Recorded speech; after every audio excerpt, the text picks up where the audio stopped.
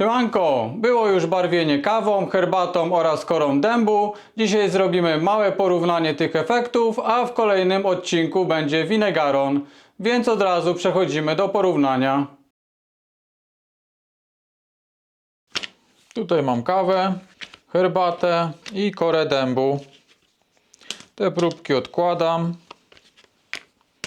Przydadzą się do kolejnego odcinka, który wydaje mi się, że będzie bardzo ciekawy. Tak wyglądają wszystkie próbki. Tutaj mamy kawę, herbatę i korę dębu. Jak widać, kawa jest najciemniejsza, a kora dębu najjaśniejsza.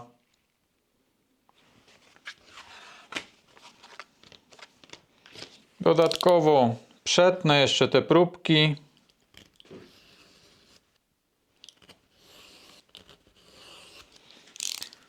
Będą potrzebne do kolejnego odcinka. I teraz nałożymy olej na jeden z tych pasków.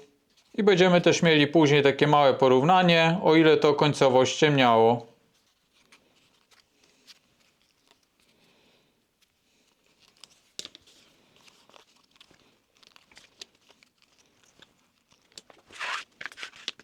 Będę używał oleju kopytkowego. Nakładane tamponem. Odciskam nadmiar, żeby nie było tej warstwy zbyt grubej. I na pierwszy strzał idzie kawa.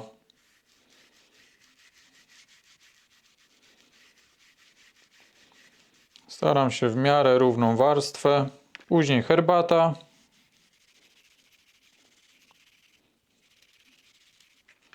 I na końcu kora dębu.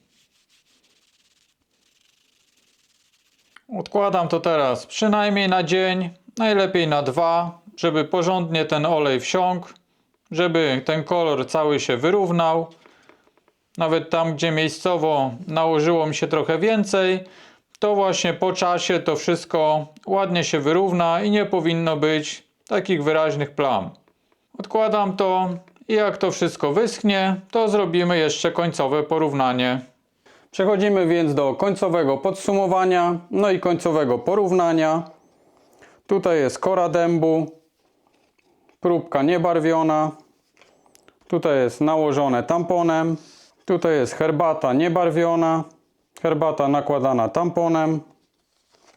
I kawa niebarwiona i nakładana tamponem. Teraz próbki, które były barwione przez zanurzenie. No i tutaj mamy jeszcze próbki, na które był nałożony olej kopytkowy. Tak się to wszystko prezentuje. Te ciemniejsze to są po nałożeniu oleju. Te jaśniejsze części to barwione przez zanurzenie. Tutaj jest kawa. Moim zdaniem bardzo przyjemny brąz. Przy herbacie już taki bardziej delikatny. No a tutaj bym uznał, że w ogóle nic nie ma. Bardziej zmiana koloru jest przy nałożeniu oleju.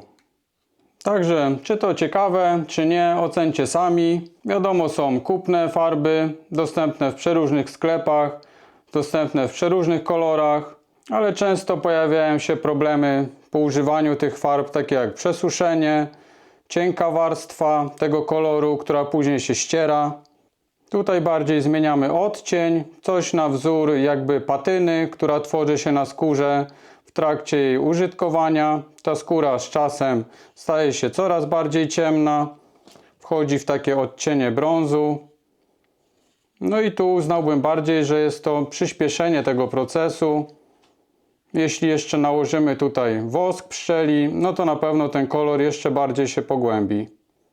Farb oczywiście nie skreślam, każdy robi z tego co uważa. To jest bardziej w ramach takiej alternatywy lub żeby coś ciekawego porobić, potestować i zobaczyć, że są inne rozwiązania. Na dzisiaj to wszystko. Zapraszam Was do kolejnego odcinka, gdzie będzie naprawdę ciekawy sposób barwienia i trzymajcie się. Cześć!